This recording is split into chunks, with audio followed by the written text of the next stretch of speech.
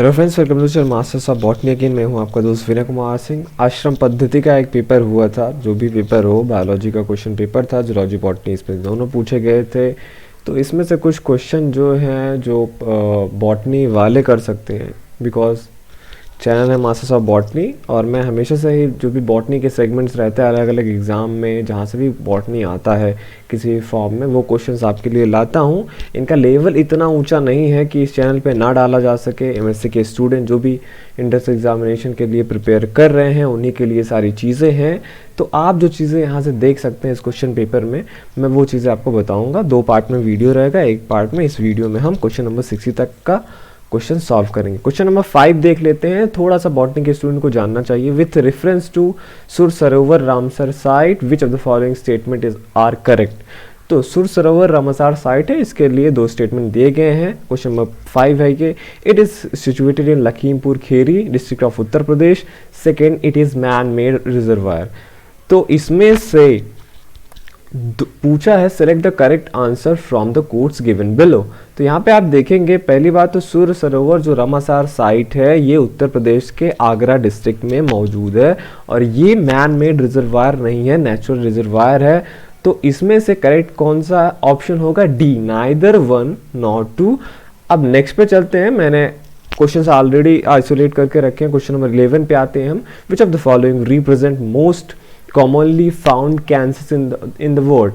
तो पूछा है कौन सा कॉमनली कैंसर है जो पाया जाता है, जो मोस्ट कॉमन फॉर्म है कैंसर का पूरे वर्ल्ड में।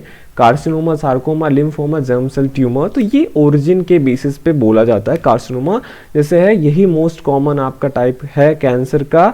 जो कैंसर आपका स्किन या जो ऑर्गन के लाइनिंग करता है, जो एपिथेलियल टिश्यूज जिससे ओरिजिन होता है कैंसर अगर, तो वो कार्सिनोमा कहलाते हैं और यही मोस्ट कॉमन है। तो इसका ये वाला ऑप्शन करेक्ट है।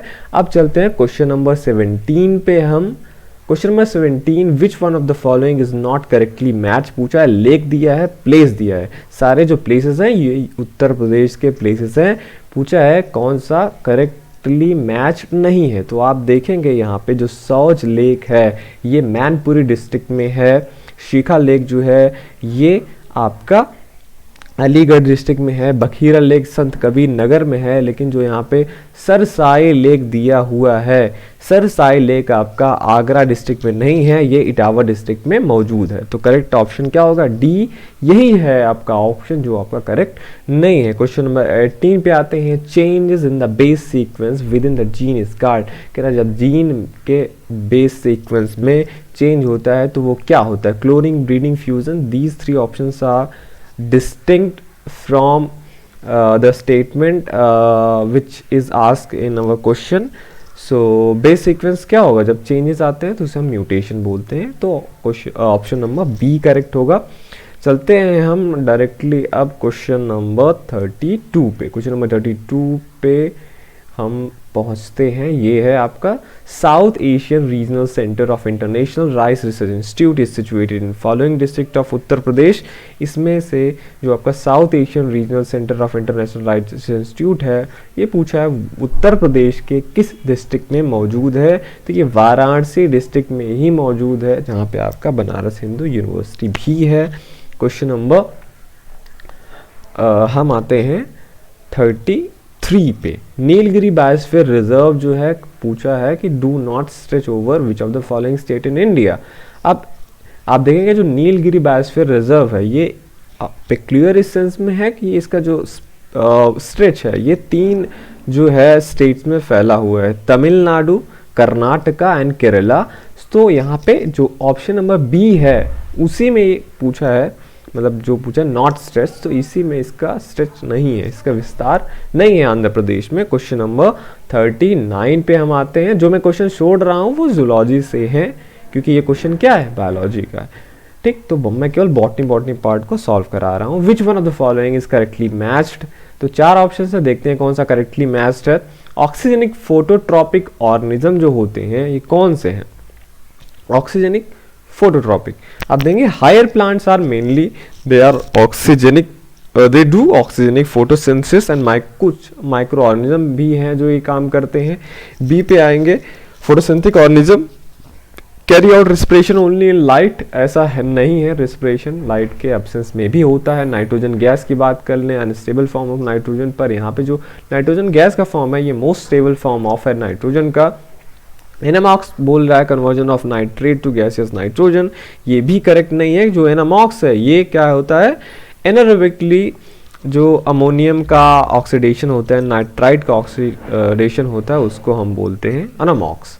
तो यहाँ पे ऑप्शन नंबर ए करेक्ट है, यही करेक्टली मैच्ड है कि ऑक्सीजेनिक फोटोसिंथेटिक ऑर्गेनिज्म कौन कौन से हैं, higher plants and some microorganisms. Question number 40 पे आते हैं, study of relationship between composition, organisation and development of communities and their environment is called. देखिए जब ये रिलेशनशिप, कंपोजिशन, ऑर्गेनाइजेशन और डेवलपमेंट हम पढ़ते हैं कम्युनिटीज़ का विद देयर एनवायरनमेंट, तो यहाँ पे एक से ज़्यादा स्पीशीज़ की बात हो रही है। तो ये किस में आ जाएगा आपका, सिनेकोलॉजी में। अगर एक ही स्पीशीज़ के किसी एक इंडिविजुअल की हम बात करते, उसके रिलेशन में स्टडी हो रही है, तो हम इसे क्या बोलते हैं, आर्टिकोलॉजी। क्वेश्चन नंबर 41 पे हम आते हैं, example of enucleated cell in plants is, कह रहा है एक सेल, जो इसमें से ऑप्शन दिए गए हैं इनमें से कौन सा सेल ई न्यूक्लिएटेड सेल है जहां पे आपको न्यूक्लियस देखने को नहीं मिलेगा। तो पैरेंकाइमा सेल में न्यूक्लियस है, मेरिस्टेमेटिक सेल में न्यूक्लियस है, ट्राइकीड्स जो है ये तो डेड सेल्स हो जाते हैं। पर एक लिविंग सेल जो ई न्यूक्लिएटेड है like that of RBC in animals, ऐसा प्लांट में कौन सा होता है, सीव ट्यूब जो सेल होता है फ्लोएम का, वो ई न्यूक्लिएटेड सेल्स होते हैं। दैट मीन्स वहाँ पे न्यूक्लियस नहीं पाया जाता है। क्वेश्चन नंबर हम आते हैं 42 पे, oil bodies are present in the thallus of which group, oil bodies thallus के किस ग्रुप के थैलस में पाया जाता है, लिवरवर्ट, मॉसेस, हॉर्नवर्ट्स और नॉन ऑफ दीज। तो आप देखेंगे जो ऑयल बॉडीज हैं they are present in the thallus of bryophyta group, कौन सा ग्रुप है, लिवरवर्ट्स में ये पाए जाते हैं। क्वेश्चन नंबर 43 पे आते हैं, in which of the following organism budding is commonly found, ये है तो जूलॉजी से आया हुआ क्वेश्चन, पर आप देखेंगे कि इसमें स्पायरोगायरा भी दिया है, हाइड्रा भी दिया है, तो प्लांट से थोड़ा सा रिलेशन है, पर बडिंग आप देखेंगे अगर आपने हाइड्रा पढ़ा होगा तो उसमें बडिंग होता है, ठीक, उसमें पाया जाता है। अब आते हैं क्वेश्चन नंबर 44 पे, the alkaloid colchicine is obtain from, एक एल्कोलॉइड पाया जाता है। एल्कोलॉइड क्या है, टर्पीन्स, टर्पिनॉइड्स, एल्कोलॉइड्स, ये सब एक केमिकल क्लास है, सेकेंडरी मेटाबोलाइट्स हैं। एक सेकेंडरी मेटाबोलाइट्स के बहुत से, मार्फिन, कोडीन, ये सब आप पढ़ते हैं, वो सब एल्कोलॉइड है। They are the secondary metabolites important to plants and also for us. So alkaloid एक कॉल्चिसिन है, ये किससे निकलता है, अब मैंने आपसे बोला था इकोनॉमिक बॉटनी जब आप पढ़ते हैं तो एक चीज़ तो आपको पता होना चाहिए, सोर्स, मतलब कोई एल्कलॉइड किस प्लांट से निकलता है। एक इस तरीके का क्वेश्चन हो सकता है। दूसरा क्वेश्चन हो सकता है कि अगर आपको प्लांट दिया गया हो एक ही, जैसे यहाँ पे कॉल्चिकम दिया हुआ है, प्लांट है कॉल्चिकम, लेकिन यहाँ से उसके पार्ट के बारे में पूछा है, तो source of the that alkaloid, और फिर कहाँ से, उसका कौन सा पार्ट वो चीज़ें सिक्रेट करता है या हम जिससे ऑब्टेन करते हैं। तो जो कॉल्चिकम प्लांट है, ये जो आपका कॉल्चिसिन एल्कोलॉइड है, ये ड्राइड कॉर्म से होता है। कॉर्म क्या है, ये राइजोम का मॉडिफिकेशन है। जैसे आप रूट्स का मॉडिफिकेशंस पढ़ते हैं, वैसे स्टेम का मॉडिफिकेशन पढ़ेंगे तो अंडरग्राउंड जो स्टेम होता है उसको हम राइजोम बोलते हैं। तो ये अलग अलग टाइप का होता है, वर्टिकली रिड्यूस्ड इंटरनोड वाला होता है ये राइजोम, उसको कॉर्म बोलते हैं। तो उसी से हमें मिलता है ड्राइड कॉर्म ऑफ कॉल्चिकम। तो ऑप्शन नंबर ए करेक्ट है। क्वेश्चन नंबर 45 पे आते हैं, match list first with list second and select the correct answer using codes given below. तो पहले में मॉडिफिकेशन है, दूसरे में उसका एग्जाम्पल है। तो आप देखेंगे कि आपसे मैच कराना है उसी हिसाब से। तो निमेटोफोर्स आपको पता है, राइजोफोरा जो है एक मैंग्रोव प्लांट है, उसमें निमेटोफोर्स होते हैं, तो डी का 4 होगा। इन आप 3 ऑप्शंस में डी का 4 दिया हुआ है, इस हिसाब से आप इसको नहीं पता लगा सकते हैं। फिलोड पे आते हैं। फिलोड जो होता है वो लीफ या पिट्यूल का मॉडिफिकेशन होता है। तो ऑस्ट्रेलियन अकेसिया जो होता है वहाँ पे आपको देखने को मिलेगा कि उसमें आपको फिलोड मिलता है। क्लैडोड और फिलोक्लेड की बात करें तो जो क्लेड होता है यहाँ पे स्टेम का मॉडिफिकेशन होता है लीफ लाइक स्ट्रक्चर में, पर 1, 2 या 3 से ज़्यादा होते हैं तो उसे फिलोक्लेड बोलते हैं। अगर एक ही 2 इंटरनोड का होता है फिलोक्लेड तो उसको हम क्लैडोड बोलते हैं। तो डी का 4 मैंने आपसे बताया था। फिलोड आपका मिलता है ऑस्ट्रेलियन अकेसिया में, तो बी का हो जाएगा 3rd। और ऐसा कॉम्बिनेशन के बी का 3rd और डी का 4th किस में है, ऑप्शन नंबर ए में है। क्वेश्चन नंबर 46 में आते हैं। 46 तो इसमें नहीं है। क्वेश्चन नंबर 47 पे आते हैं। Little leaf of brinjal disease is caused by, किससे होता है? लिटिल लीफ ऑफ ब्रिंजल जो है बहुत कॉमन एग्जांपल फाइटोप्लाज्मा का, जिसे आप माइकोप्लाज्मा भी बोलते हैं, पीपीएलओ भी बोलते हैं, तो उसी से ये डिजीज होता है। This not a bacterial, virus और फंगल डिजीज। क्वेश्चन नंबर 48 पे आते हैं। Species that maintains composition of communities is called, species कह रहा है जो मेंटेन करते हैं किसी कम्युनिटी का कंपोजिशन, वो क्या कहलाते हैं? तो देखिए जो की स्टोन स्पीसीज होते हैं इन्हीं पे निर्भर करता है कि वो किसी भी कम्युनिटी का कंपोजिशन को मेंटेन करे हुए रहते हैं। अगर आप उस स्पीसीज को वहाँ से हटाते हैं तो पूरे कम्युनिटी का कंपोजिशन चेंज हो जाता है। ठीक, तो यहाँ पे क्या होगा? करेक्ट ऑप्शन डी, की स्टोन स्पीसीज। क्वेश्चन नंबर 49 पे आते हैं हम। यहाँ पे फिर लिस्ट 1 को लिस्ट सेकेंड से मैच कराना है, Janssen, Hooke, Brown, Schleiden and Schwann को उनकी डिस्कवरी से। तो हुक आपको पता है सेल्स के लिए जाएंगे, सेल न्यूक्लियस।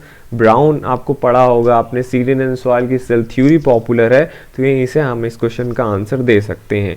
बी का देखते हैं क्या है आपका दूसरा, बी का दूसरा ए और डी में है। स्लीडन एंड श्वान की बात करें तो सेल थ्योरी, डी का 1 और डी का 1 केवल लास्ट वाले में है, तो क्वेश्चन नंबर 49 का डी करेक्ट होगा। फिर आते हैं हम विच of the following is called tree fern. Tree fern किसे बोला जाता है? तो ये जो फर्न्स हैं इनका एक ऑर्डर है साइथियल्स, उसमें ट्री फर्न्स आते हैं। साइथियल का रिप्रेजेंटेटिव जनरल यहाँ पे साइथिया मौजूद है, तो यहाँ पे ऑप्शन नंबर डी करेक्ट होगा। क्वेश्चन नंबर हम आते हैं 53 पे। विच of the following is an example of बास फाइबर। बास फाइबर में से इसका कौन सा एग्जाम्पल है? Coir, cotton, Manila hemp and jute. तो बास फाइबर का यहाँ पे एग्जाम्पल में आप देखेंगे कि जूट आएगा। ठीक है, तो क्वेश्चन नंबर 53 का डी करेक्ट होगा। कॉटन में जो होता है सीड का एपिडर्मिस का होता है, क्वायर में जो होता है मीजोकार्प का होता है, मनीला हेम्प में लीफ के किसी पोर्शन से निकलता है, मुजेसी फैमिली का मेंबर है। ठीक है, तो यहाँ पे जूट करेक्ट होगा। फिर आते हैं क्वेश्चन नंबर 54 पे हम। Which plant shows velamen layer इल्यूड। विलामेंट लेयर एपिफाइट्स में पाया जाता है, जहाँ पे वो रूट्स पे एक एडिशनल लेयर होता है जो वाटर एब्जॉर्ब करता है। ये ऑर्किडेसी के मेंबर में मिलता है, और वंडा जो है एक ऑर्किडेसी का मेंबर है जो कि एपिफाइट है, वहाँ पे विलामेंट लेयर पाया जाएगा रूट में। ओके, अब बात करते हैं क्वेश्चन नंबर 56 का। स्टैनली बी प्रूजनर, ये जो है 1982 में इन्होंने सजेस्ट किया कि जो सीप का एक डिजीज़ होता है स्क्रैपी, वो क्यों होता है, और जो ये कॉजल ऑर्गेनिज्म है वहाँ पे केवल प्रोटीन का कैप्सिड होता है, न्यूक्लिक एसिड कोर नहीं होता है। तो पूछा उसको क्या बोला जाता है? स्टैनली बी प्रूजनर ने किसकी डिस्कवरी किया था? तो वो प्रायॉन्स थे। ओके, क्वेश्चन नंबर हम आते हैं 58 पे। मैच लिस्ट फर्स्ट को लिस्ट सेकेंड से कराना है। Toluidine blue, safranin, cotton blue, osmium tetroxide, these are dyes. और उससे हम कौन सा चीज़ का वो करते हैं स्टेनिंग, उससे पूछा है। तो सैफरन मोस्ट कॉमन है, लिग्निफाइड सेल्स को ये स्टेन करता है। कॉटन ब्लू, जो लोग फंगस के साथ काम कर रहे हैं उनको पता हो, कॉटन ब्लू हम फंगल हाइफी को स्टेन करने के लिए करते हैं। तो सी का 4 एंड बी का सेकंड आपका होगा। टॉलुइन ब्लू की बात कर लें तो ये आरएनएज को स्टेन करने के लिए होता है। वहीं जो आपका ऑस्मियम टेट्रोक्साइड है ये फैट्स को स्टेन करने के लिए होता है। तो डी का पहला होगा। ठीक है, क्वेश्चन नंबर 58 है और सारे कॉम्बिनेशन आप देखेंगे तो होगा आपका बी इसका। ए का जैसे थर्ड जाता है आरएनए, और ए का थर्ड बी और सी में है। बी का सैफरन मैंने आपसे बोला लिग्निन में, तो बी पे जाएगा। क्वेश्चन नंबर 59 तो जूलॉजी से है। क्वेश्चन नंबर 60 लास्ट देख लेते हैं यहाँ पे।